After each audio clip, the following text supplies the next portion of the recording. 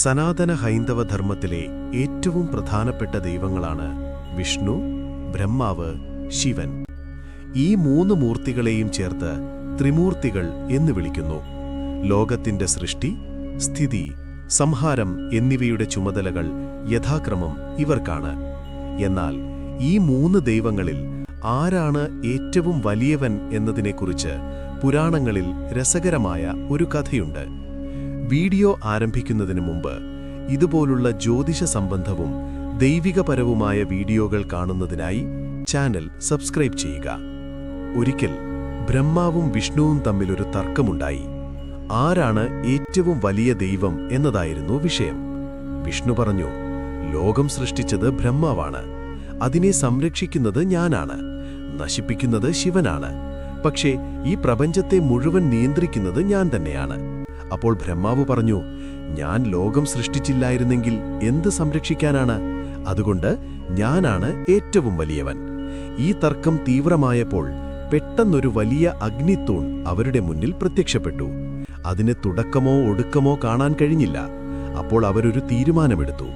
ഈ അഗ്നിത്തൂണിന്റെ അറ്റം ആരാണോ ആദ്യം കണ്ടെത്തുന്നത് അവനാണ് ഏറ്റവും വലിയവൻ.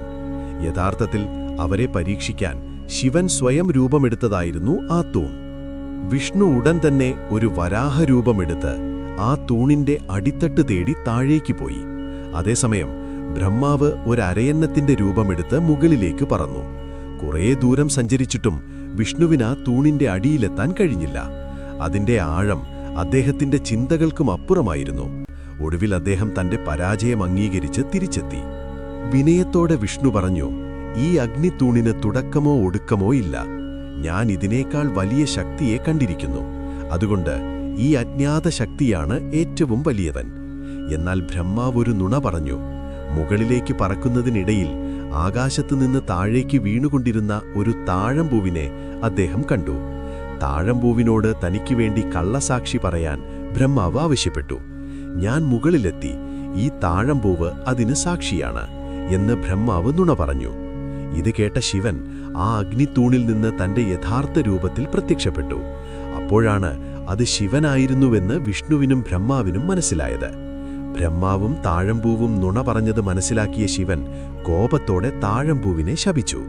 നീ ഈ നുണയ്ക്ക് കൂട്ടുനിന്നതുകൊണ്ട് ഇനി ഒരിക്കലും ദൈവങ്ങളെ, പ്രത്യേകിച്ച് എന്നെ ആരാധിക്കാൻ നിന്നെ ഉപയോഗിക്കില്ല. അസത്യം പറഞ്ഞ ബ്രഹ്മാവിനെയും ശിവൻ ശപിച്ചു. സൃഷ്ടികർത്താവായ ബ്രഹ്മദേവ, കള്ളം പറഞ്ഞതിലൂടെ നിങ്ങളുടെ സ്വന്തം അസ്തിത്വത്തെയാണ് താങ്കൾ നഷ്ടപ്പെടുത്തിയത്. അതുകൊണ്ട് ഈ ലോകത്തിലെ മനുഷ്യർ താങ്കൾക്ക് വേണ്ടി ക്ഷേത്രങ്ങൾ പണിയുകയോ താങ്കളെ ആരാധിക്കുകയോ ചെയ്യില്ല. ഭൂമിയിൽ താങ്കളുടെ ആരാധന കുറഞ്ഞുപോകട്ടെ. അങ്ങനെ ശിവൻ മഹേശ്വരൻ അഥവാ ഈശ്വരൻ എന്നറിയപ്പെട്ടു. ഈ കഥയുടെ ആഴത്തിലുള്ള സന്ദേശം അഹങ്കാരത്തെയും അസത്യത്തെയും മറികടന്ന് വിനയവും സത്യസന്ധതയും എപ്പോഴും ഉന്നത സ്ഥാനം നേടും എന്നതാണ്. വിഷ്ണു തന്റെ പരാജയം സമ്മതിച്ചപ്പോൾ ശിവന്റെ അനുഗ്രഹം നേടി. എന്നാൽ ബ്രഹ്മാവിന്റെ അഹങ്കാരവും കള്ളവും അദ്ദേഹത്തിന്റെ ആരാധനയ്ക്ക് തന്നെ വിലങ്ങുടടിയായി.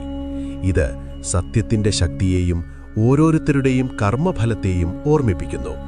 ഈ പുരാണ കഥയെക്കുറിച്ചുള്ള നിങ്ങളുടെ അഭിപ്രായങ്ങൾ താഴെ കമന്റ് ചെയ്യൂ. ഭഗവാൻ ശിവന്റെ അനുഗ്രഹം ആഗ്രഹിക്കുന്നവർ ഓം നമഃ ശിവായ എന്ന് കമന്റിൽ കുറിക്കാൻ മറക്കരുത്.